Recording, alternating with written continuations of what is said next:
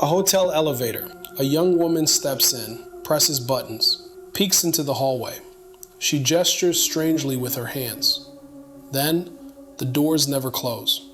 For 19 days, no one knew where she was. When she was finally found, it was in a place no one thought to look. This is the case of Elisa Lam. In January 2013, 21-year-old Elisa Lam was traveling alone along the west coast of the United States. A student from Canada, adventurous and social. She kept an active blog, documenting her trip for friends and family back home. She checked into the Cecil Hotel in downtown Los Angeles, a budget hotel with a history far darker than most. The Cecil had seen suicides, unexplained deaths. Decades earlier, 2 different serial killers had briefly stayed within its walls. Locals had long called it cursed. On January 31st, Elisa Lam was last seen. Her family, expecting daily updates, heard nothing. Days passed in silence. Growing worried, they contacted the hotel, then the police. Officers searched the building, room by room. Nothing. No sign of her luggage missing. No sign of forced entry. Just an empty room and a guest who had vanished.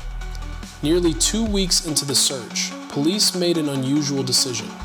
They released hotel elevator security footage to the public, hoping someone, anyone, would recognize her. What the footage showed disturbed everyone who saw it.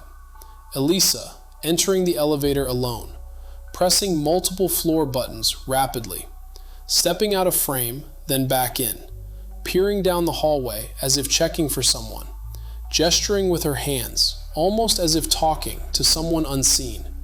The elevator doors stayed open the entire time. Nothing was blocking them. No mechanical fault was ever found.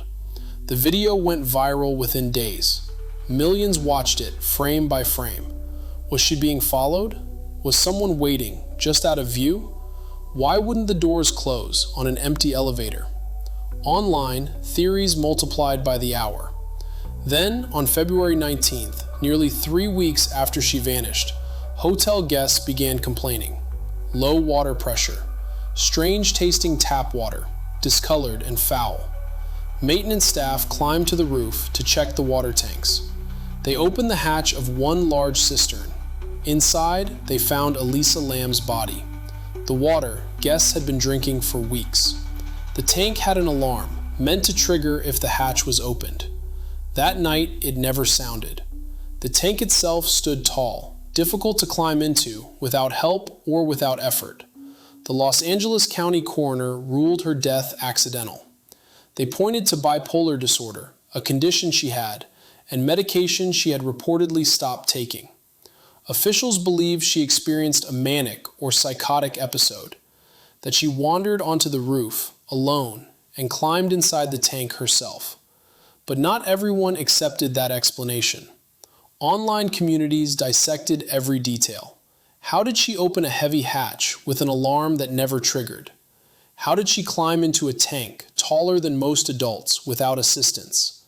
And why would someone in crisis climb into a water tank that other guests would drink from for weeks afterward? No evidence of foul play was ever found. No suspect was ever named.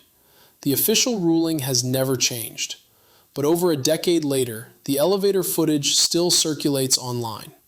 Frame by frame, second by second, people are still searching for an answer in her final recorded movements. The official story says accidental death.